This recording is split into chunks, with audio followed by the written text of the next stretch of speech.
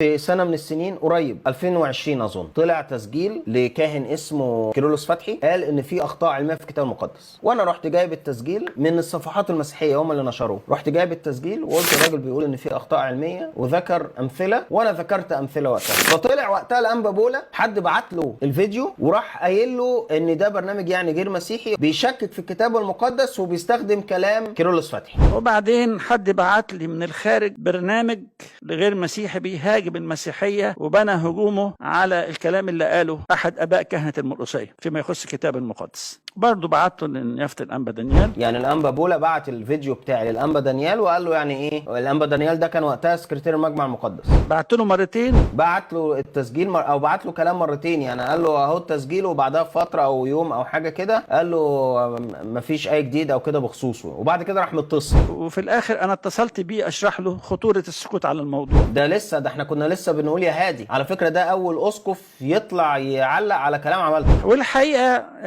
النهارده الجمعه لم ارى اي رد فعل من الكنيسه. اهلا بيك يا فندم، اهلا بيك، سلامه السمع.